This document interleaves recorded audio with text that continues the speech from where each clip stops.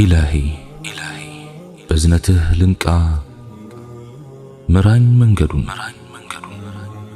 انداوك أسجلين ليازو جمل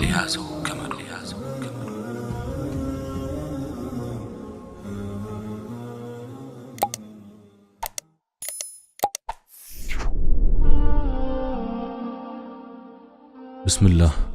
اللهم لك الحمد كما ينبغي لجلال وجهك وعظيم سلطانك، والصلاة والسلام على حبيبنا رسول الله وعلى آله وصحبه ومواله. السلام عليكم ورحمة الله وبركاته. جناب هاي سكولنا كامباس تماري يالش يتدار التياكي سيكربلش قوي تمهرتون لجرس ايالش ستملش نبر ولا جوجم لجاتشون ستتأيقو ገንዘብ ወይም ቤትና መኪና የሌለው መናጢ ድሃ ነው ከሚለው ባሻገር እነዚህን ያሟላ ቢመጣ እንኳን ቆይ ተምራ ትጨርስ እያላችሁ ስንትና ስንት ሰዎችን ስትመልሱ ነበር። ዲግሪዋን ስትጨርስ 23 እና 24 ዓመት አካባቢ ይሆናታል። ስራ ፍለጋ ይባልና በትንሹ 1 ዓመት ጫማዋ እስኪገረጣ ልትሯሯጥ ትችላለች። ስራው ከተገኘ በኋላ 1-3 ዓመታት ያልፋል። እነዚያ ለትዳር የሚጠይቁ ሰዎች ቁጥር ባልተጠበቀ ሁኔታ እየቀነሱ ይመጣሉ። እንዲህ ይልና 30ዎቹ መግባት ይጀምራሉ። ያኔ ጭራሽ ጠያቂም ይጠፋል። ከማንም በላይ መከረኛዋ እናት በሯን ዘግታ ማልቀስ ትጀምራለች። ልጅም ወላጅም ያኔ ከንቅልፋቸው መንቃት ይጀምራሉ። ግን ምን ዋጋ አለው? ብዙውን ነገር አሳልፈውታል። ያኔ ለሁለተኛም ሆነ ለሶስተኛ ብቻ በተገኘ ወደሚል ስሜት ይመጣሉ። አለፍ ሲልም የማይመጥን ወንድም ቢሆን ችግር የለም ወደሚል ተናዙል ይወርዳሉ። እነዚያ ከአንድ ገጽ በላይ የሚሆኑ የሚደረደሩ መስፈርቶች ወደ አንድ ሐረግ ይወርዳሉ። 40 ሲገባ አንድ ቃል ብቻ መሆናቸው አልቀረም። ምን የመሰለ መልክና ቁንጅና፣ ምን የመሰለ ዲንና ጥንካሬ፣ ምን የመሰለ ውብ ቤተሰብና ዘር ያለ፣ ምን የመሰለችዋን ልጅ ጊዜዋን አሳለፉባት። አይበለውና ተስፋ መቁረጥ ከተደረሰ አላህ ይጠብቀንና በቀላሉ ወደ ሐራም ግንኙነት ከካፊርም ጋር ቢሆን መጃጃል ይመጣል።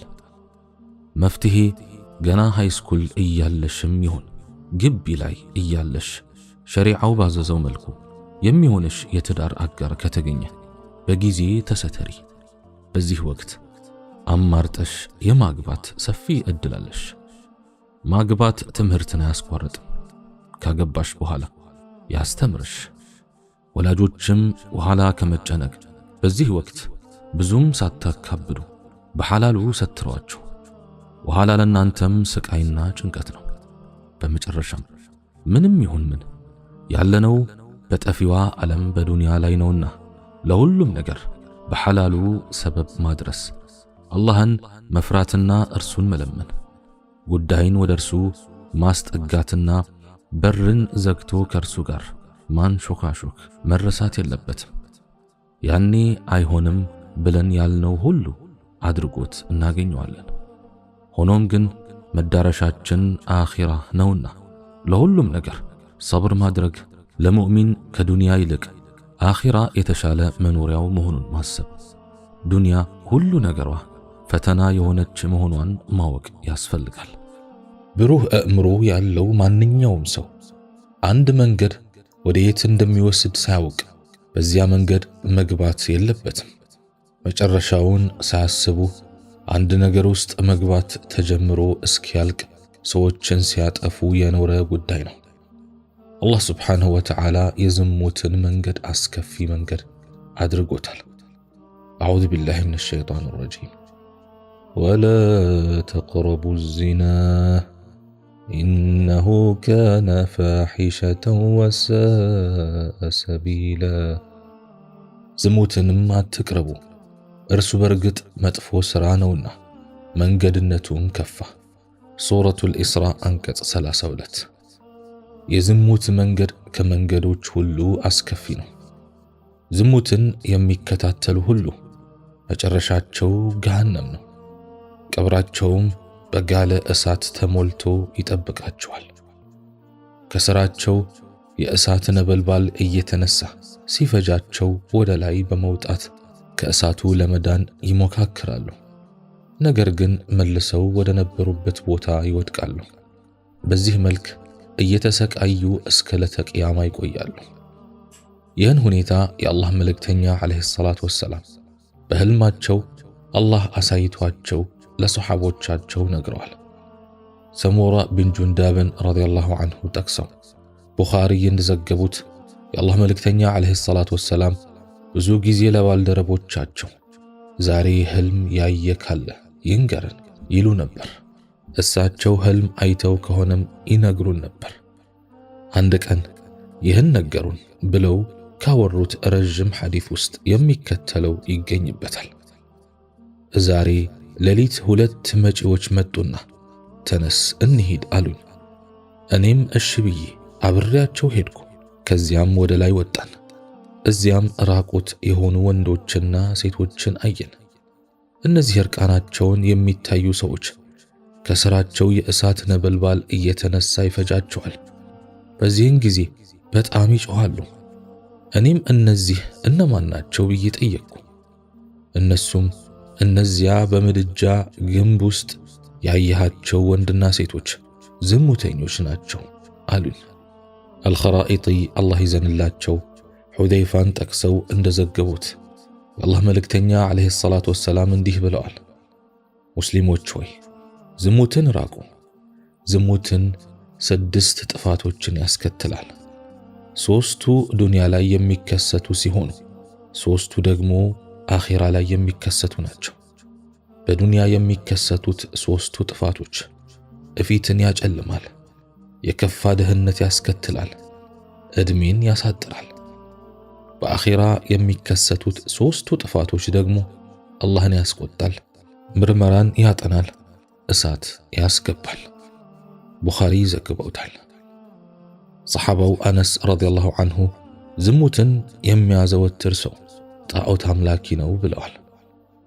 ትክክለኛነቱ በተረጋገጠ ሐዲስ አላህ መልእክተኛ ዓለይሂ ሰላቱ ወሰላም እንዲህ ብለዋል፣ 3 ሰዎች የቂያማ ዕለት አላህ አያናግራቸውም፣ ከወንጀላቸውም አያጠራቸውም፣ ለነሱም አሳማሚ ቅጣት አዘጋጅቶላቸዋል። እነሱም ዝሙተኛ ሽማግሌ፣ ዋሹ ንጉሥ፣ ኩራተኛ ድሃ ናቸው። ዝሙት አስከፊ ወንጀል ለመሆኑ አላህ ሱብሓነሁ ወተዓላ በዚህች ዓለም አሰቃቂና አዋራጅ የሆነ ቅጣት ጥሎበታል። ዝሙተኛ ዝሙት መፈጸሙ በማስረጃ ከተረጋገጠ በኋላ አግብቶ የሚያውቅ ከሆነ ሰዎች በተሰበሰቡበት ቦታ ተቀጥቅጦ እንዲገደል፣ አግብቶ የማያውቅ ከሆነ ደግሞ 100 እንዲገረፍና ከሀገር እንዲባረር ሸሪዓው የወሰነበት ዝሙት ቆሻሻና አስቀያሚ ወንጀል ስለሆነ ነው። ዝሙት መልካም ስነ ምግባራትን ሁሉ ያጠፋል። ዝሙተኛ ሰው ሃይማኖተኝነቱ ይቀንሳል፣ ክብሩን አይጠብቅም፣ ሞራሉ የወደቀ ስለሆነ ቅናት አይኖረውም፣ ቃሉን አያከብርም፣ እውነትን አይናገርም፣ የልብ ጓደኛ አይኖረውም። እፊቱ ስለሚጨልም ለተመልካች አስቀያሚ ይሆናል፣ ድብርት ይበዛበታል፣ የሚያየው ሁሉ በንቀት አይን ይመለከተዋል፣ ከሃዲ አድርጎም ይቆጥረዋል። ማንም ሰው በምንም ነገር ላይ አያምነውም። ከአካሉ መጥፎ ነገር ይወጣል፣ ልቡም በጭንቀት ይሞላል። ምክንያቱም ዝሙትን የፈጸመው ደስታን ለማግኘት ነበር። ደስታ ግን በአላህ እጅ ስለሆነ እሱን በመታዘዝ እንጂ በማመጽ ሊገኝ አይችልም። ስለዚህ ዝሙተኛ ሰው ከፈለገው በተቃራኒ አላህ ሱብሓነሁ ወተዓላ ጭንቀትን ይለቅበታል። ዝሙተኛ ሰው በጀነት ውስጥ ሑረል ዐይን የማግኘት እድሉን በገዛ እጁ ይዘጋል። በሐዲስ እንደተነገረው በዱንያ ዓለም ሐር የለበሰ ሰው በአኺራ አይለብሰውም። እንደዚሁም በዱንያ አገር ስሜቱን በሐራም መንገድ ያረካ ሰው በአኺራ ሑረል ዐይኖችን አያገኝም። ዝሙት ዝምድናን ያስቆርጣል፣ ወላጆችን ለመዳፈርና ለማንገላታት ይዳርጋል። ሐራም ገንዘብ ለመብላትም በር ይከፍታል። ዝሙተኛ ሰዎችን ይበድላል፣ ቤተሰቡንና ባለቤቱን ለጥፋት ያጋልጣል። ምናልባትም ራሱን ለማጥፋት ሊያስገድደውም ይችላል። ዝሙተኛ አውቆም ይሁን ሳያውቅ ፍላጎቱን ለማሳካት በድግምትና በሽርክ ተግባራት ሊታገዝም ይችላል። ዝሙት ከፊቱም ከኋላው ብዙ ወንጀሎችን ሰብስቦ ይይዛል። የዱንያም የአኺራም ሸር ሁሉ በዝሙት ውስጥ ተሰባስቧል። ዝሙት የዱንያም የአኺራንም ኸይር ሁሉ ደግሞ ይከለክላል። አንድ ሰው በዝሙት ከተሳበ ምክር ቢለገሰውም ልቡ ሊፈታ አይችልም። ሐኪምም ሊያድነው አይችልም። የዝሙትን ምርኮኛ ማስለቀቅ አይቻልም። ዝሙት የገደለውንም ካሳ መክፈል አይቻልም። ሰዎች ዘንድ ያሉ ጸጋዎች ለማጥፋት ዝሙት ከአላህ ተወክሏል። አንድ ሰው ዝሙት ላይ ከወደቀ የአላህ ጸጋዎች በሙሉ ከላዩ ላይ ይወገዳሉ። አላህ ስብሓንሁ ወተዓላ እንዲህ ይላል፣ አዑዙ ቢላሂ ሚነ ሸይጣኒ ረጂም ذلك بأن الله لم يك مغيرا نعمة أنعمها على قوم حتى يغيروا ما بأنفسهم وأن الله سميع عليم። ይህ ቅጣት አላህ በህዝቦች ላይ የለገሰውን ጸጋ በነፍሶቻቸው ያለውን ነገር እስከሚለውጡ ድረስ የማይለውጥ በመሆኑ ምክንያት ነው። አላህም ሰሚ አዋቂ ነው። ሱረቱል አንፋል አንቀጽ 53። አላህ ስብሓንሁ ወተዓላ ከዝሙት ይጠብቀን። አላህ ስብሓንሁ ወተዓላ በብልት፣ በአይን፣ በእጅ፣ በምላስ፣ በጆሮ ከሚፈጸም ዝሙት አላህ ስብሓንሁ ወተዓላ ይጠብቀን። እኔም በተናገርኩት እናንተም በሰማችሁት የምንጠቀም ያድርገን። ሱብሓነከ አላሁመ ወቢሐምዲክ አሽሀዱ አን ላ ኢላሃ ኢላ አንት አስተግፊሩከ ወአቱቡ ኢለይክ ወአኺሩ ደዕዋና አን አልሐምዱሊላሂ ረቢል ዓለሚን ወሰላሙ ዓለይኩም ወረሕመቱላሂ ወበረካቱሁ።